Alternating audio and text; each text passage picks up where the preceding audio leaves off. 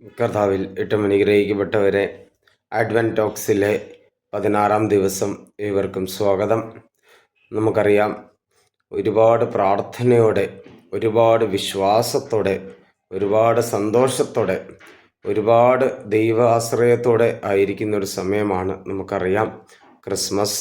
നമുക്കറിയാം എല്ലാ ദേവാലയത്തിലും ക്രിസ്മസ് പുൽക്കൂട് അതിനുള്ള അത് നടന്നുകൊണ്ടിരിക്കുക, അതിനുള്ള ഒരുക്കങ്ങൾ നടന്നുകൊണ്ടിരിക്കുക, കരോൾ ഗാനങ്ങൾ പാടിക്കൊണ്ടിരിക്കുന്നു. എല്ലാ സ്ഥലത്തും സന്തോഷം നടക്കുകയാണ്. എന്നാൽ ഇന്ന് സന്തോഷം എന്താണെന്ന് പറഞ്ഞാൽ, ഇന്നത്തെ സുവിശേഷ ഭാഗമാണ് ഇന്നത്തെ സന്തോഷം. അതായത് വിശുദ്ധ ലൂക്കോസിൻ്റെ സുവിശേഷം 2-ാം അധ്യായം 16-ാം വാക്യമാണ് ഇന്നത്തെ സന്തോഷം. അതായത് കർത്താവിനെ കാണുവാൻ വേണ്ടി ഓടിപ്പോകുന്ന ഒരു സന്തോഷമാണ് നമ്മൾ കാണുന്നത്. അപ്പം കർത്താവിനെ കാണാൻ പോകുമ്പോൾ അവിടെ എഴുതിയിരിക്കുന്ന ഇപ്രകാരമാണ്: യോസേപ്പ് പിതാവിനെയും മാതാവിനെയും ഒരു വെള്ളത്തുണിയിൽ പൊതിഞ്ഞ ഈശോയെ അവർ കണ്ട് എന്നാണ് ഇവിടെ പറഞ്ഞിരിക്കുന്നത്.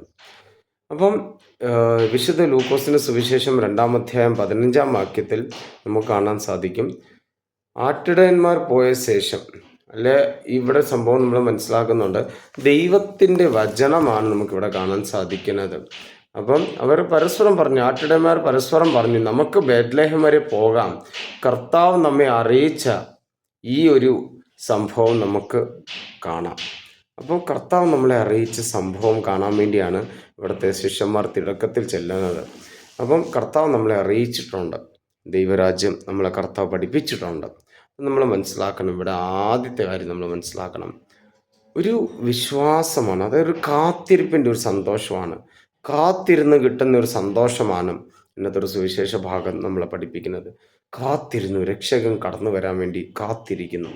വീണ്ടും നമ്മുടെ എല്ലാവരുടെയും ജീവിതത്തിൽ നമ്മൾ ഈ രക്ഷകന് വേണ്ടി കാത്തിരിക്കുന്ന ഒരു സംഭവമാണ് നമ്മൾ മനസ്സിലാക്കണം. രണ്ടാമത്തെ കാര്യം, സ്നേഹം അതൊരു പ്രവൃത്തിയായി മാറുകയാണ്. സ്നേഹം പ്രവൃത്തിയായി മാറുകയാണ്. അതായത് ഇവിടെ എല്ലാം ഉപേക്ഷിച്ചുകൊണ്ട് ദൈവത്തെ കാണാൻ വേണ്ടി മാത്രം പോവുകയാണ്. അവർക്ക് വേറെ ശുശ്രൂഷ അവർ ചെയ്യുന്നില്ല. വേറെ ചെയ്തുകൊണ്ടിരുന്ന ശുശ്രൂഷ ഉപേക്ഷിച്ചുകൊണ്ട് ദൈവത്തെ കാണാൻ പോവുകയാണ്. അപ്പം നമ്മുടെ എല്ലാം ജീവിതം എന്ന് പറഞ്ഞാൽ ദൈവത്തെ കാണാൻ വേണ്ടി, ഈ ഒരു ദൈവ ശുശ്രൂഷയെ നമ്മൾ എത്ര വലിയ പ്രശ്നത്തിലാണെങ്കിലും എത്രയാണെങ്കിലും കർത്താവിനെ കാണാൻ വേണ്ടി നമ്മൾ പള്ളിയിൽ പോകണം. നമ്മൾ മനസ്സിലാക്കണം, പണ്ട് കാലത്തല്ല നമ്മുടെ അപ്പച്ചന്മാരെല്ലാം പറയും, ഞായറാഴ്ച അതിരാവിലെ വിശുദ്ധ കുർബാനയിൽ പങ്കെടുക്കാതെ വേറെ ഒരു പരിപാടിക്കും പോകാൻ പാടില്ല. അപ്പം നമ്മുടെ ശുശ്രൂഷകളെല്ലാം മാറ്റിവെക്കണം.